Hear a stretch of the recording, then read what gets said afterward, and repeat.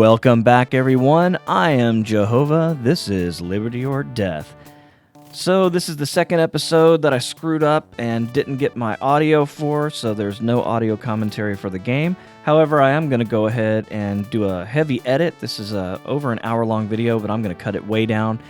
And we're going to focus on battles because there were a lot of them in this episode. I'm on the offensive, taking over Canada. And you see here I'm defending Philadelphia. I've built up an army here in Philadelphia, so I feel pretty strong with the nation's capital at this time.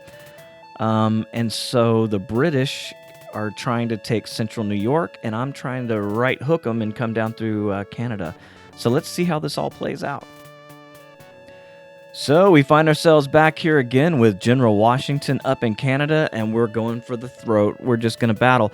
They didn't have anybody to send Burgoyne last time, and he retreated into this area, so I'm expecting at least two. Maybe someone from Montreal will come in and help as well. I just don't know at this point, but got a strong army. I've got 4 men to send from here, and I think I've got some extra guys in other districts to help as well. So you see, I'm bringing them in. But a little more cautiously than last time, just in case. I'm going to leave General Washington behind, and I'm only going to bring in, just over 5,000 rations, almost 6,000 powder, and I'm going to leave the money. So we'll see how this turns out. And District 12, Norwich, and Waterville both have men I can bring as well. Now, at this point, I don't remember if I can get across this river or not. I just don't know, and so I'm hedging my bet a little bit that I can make river crossings. I don't think there's a map where you can't make a river crossing, but this one is difficult, so I'm bringing some men in that don't have boats. It could be difficult, could be tough to get the bridges across, but doing what I can. Maybe I can bully them out of there. Again, you see the British did not send any reinforcements. And you can see that's a big old river right there. But there are river crossings that I can make, and I get to spawn on both sides of the river. So that's what I'm going to do. I expect them both to be on the left side. So I'm putting my heaviest force there. And at this point, I couldn't remember if you could make a river crossing on 2 tiles, but turns out you cannot. I didn't think you could, but it was worth a shot. You can see they actually spawn on both sides of the river.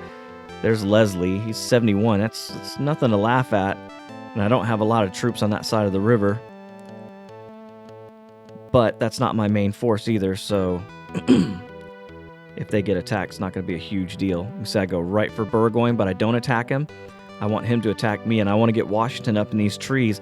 What I'm trying to hope for is that by hiding a unit, I can actually capture him if he tries to escape. And at this point, I'm thinking, well, can I build a river crossing? I don't know. And if you look close at the map, you can see the river tiles look different where you can actually build a crossing. So you can build one here, but you can't build on the other side. You have to go down south for that. You can see those tiles are all bridge crossings. So my artillery is going to be a little bit late to the game. But again, I'm just going to put my boys right up in his face. Dare him to attack me. This is where I figure out, no, I can't do that. So that was a waste of time. 2 moves wasted. I could already be putting fire down on Burgoyne right now. But, I got plenty of time.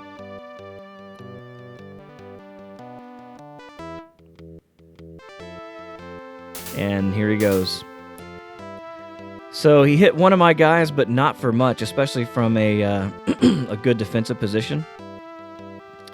And now I start bringing the guns in, so in the morning, I can start lobbing some cannonballs in there. You can see I'm putting a little bit of pressure on Leslie as well.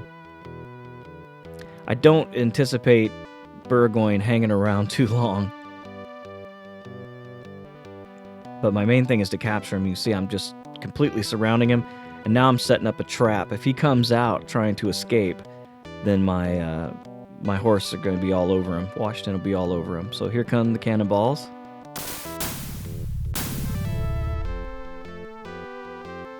Not much, but he doesn't have as much. And you can see now he's already defeated. He cannot take more of my men. So now it's just a waiting game for him. And there he goes. And of course, he's slippery. I couldn't capture him, which sucks. Who knows? He might even be the commander-in-chief at this point. I've gone through many of them. So I'm kind of looking over, okay, how do I want to approach this? And the way I want to do it is by crossing the river on boat. I don't even have to waste time making a lot of bridges because most of my men can get over.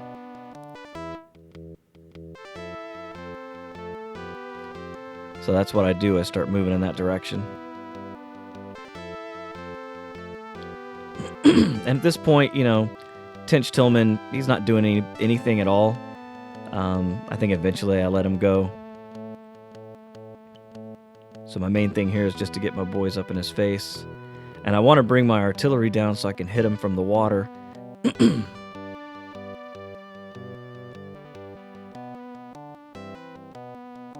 And I kind of make a mistake here and move in that spot, which gives him an opportunity to hit me in the water, which would be devastating. But I don't think he takes it. I bring down my boy and put some heat on him, trying to get his attention off of the off of green in the water. But he doesn't attack me, so it gives me a chance to get back up on land, which is helpful. And that also brings my artillery in range, but I got to get my horses up first. Don't want to make the same mistake again. So I bring Washington up north, and then I bring Teddy Cause down. And in the morning, he's going to start raining cannonballs into Leslie's face, and here we go. 32 ain't bad. And I just keep attacking. This guy is reinforcement anyway, and you see he's already hitting pretty hard. Now I want to get Washington in those trees and try to capture this bastard if he runs away. But he ain't running yet. He might as well, though. It's over for him at this point.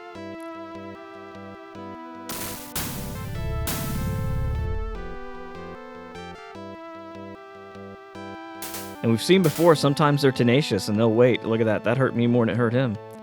But he ran away and I captured him. Congratulations, Alexander Leslie. You're going to prison. So by this point of the game, I've done a lot of strategy. That kind of sucks about this version of the video. Now I'm attacking again. I'm attacking Montreal. But I've done a bunch of strategy and moved things around. You don't get to see any of that because it's, you know, it's good to commentate on that stuff while you're playing it, but I think it's kind of boring just to talk about it as you're doing it. Especially this game's kind of slow because it is old. So these two videos are going to be more like battle commentary, I guess, but this is my attempt to take over Canada. I attack with very few men, hoping that there aren't a lot of British there, and it turns out there's not. So Burgoyne again, and then John Andre. Now this guy is the best British officer in the game. He starts as like a major or something, or even a lieutenant. I don't know how low the ranks go. I can't remember now, but he's way down in rank, but he trains up to 100%. They don't quite have him at that point, but that's good for me. But I am cautious of him, very cautious, because he's a very good officer. So my goal here is to build a bridge to allow these troops down in the south to come up to the north and to kind of circle around and help me out. But it takes me a while to kind of get down there. I'm not in a huge hurry, so we'll speed up this a little bit.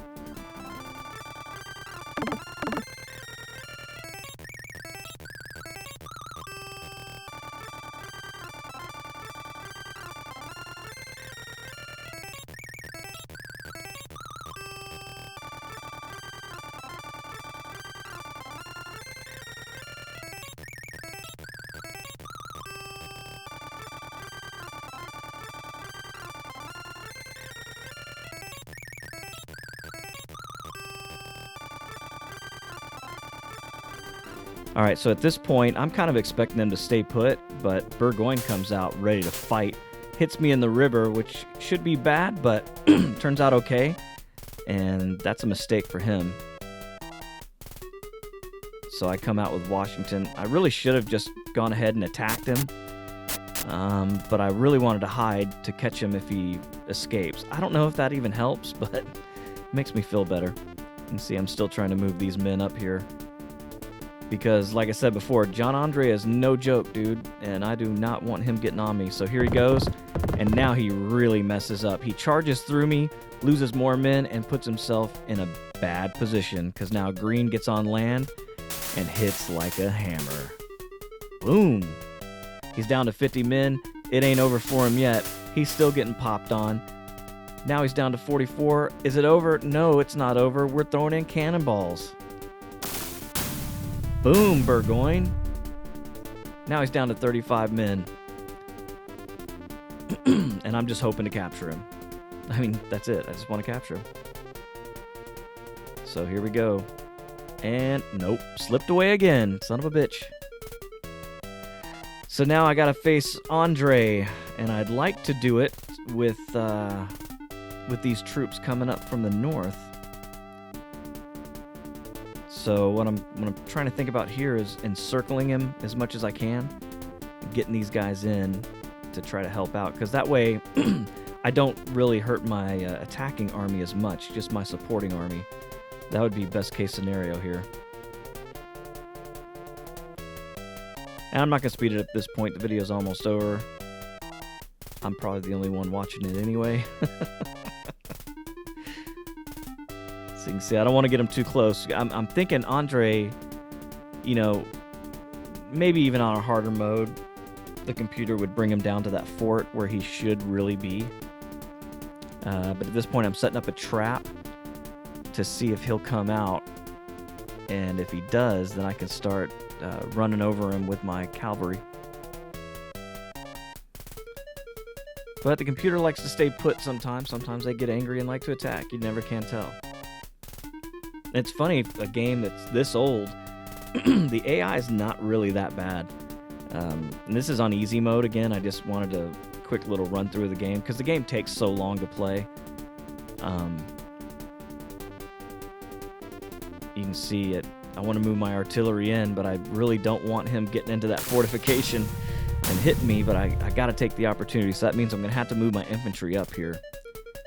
And I could go in the castle, but I think better right there. I think that was a mistake. I should have just gone ahead and done it, because I'm leaving him that opening right there. And it's a trap. If he comes in to attack my artillery, you know, I got 2-on-1, but it was a bad move in my opinion. Looking back on it, I should have just went ahead and gone in. See, my boys, I'm still trying to think about getting these guys up here, although I don't think it's going to matter much. Andre's just taking a pounding. So at this point, I've got to take that fortification from him anyway. Who do I want to lose them in? It looks like it's going to be Ward, so I bring him in. Not attacking, though. Just going to bleed him out. And here he goes. He's attacking me now. And you can see I've got him weakened. So it hurt him more than it hurt me. That's good. And I'm just going to keep bombing him. And I'm just waiting for him to come out after that artillery. That'd be like a dream, because I could not only ambush him with the cavalry, I could then charge him as well. It would just be a huge mistake for him. So I went ahead and got this guy out of here. He didn't have a lot of movement anyway. So old P-Funk, George Clinton. You can see Andre's in a bad spot. He's going to have to get out of here quick. And I'm just hoping to capture him because, again, if I can take any British unit off the field, I'm doing something. If I can take one of their best, I'm even doing better. And at this point, I know it's over, so I'm just going to go ahead and retreat these guys.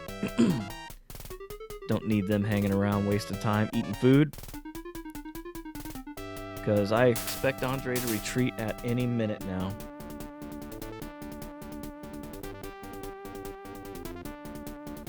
And I'm entrenching just in case. He's still fighting. And there he goes. So we've now taken all of Canada. That's pretty good for these two videos. That's pretty much what it is. The assault of Canada.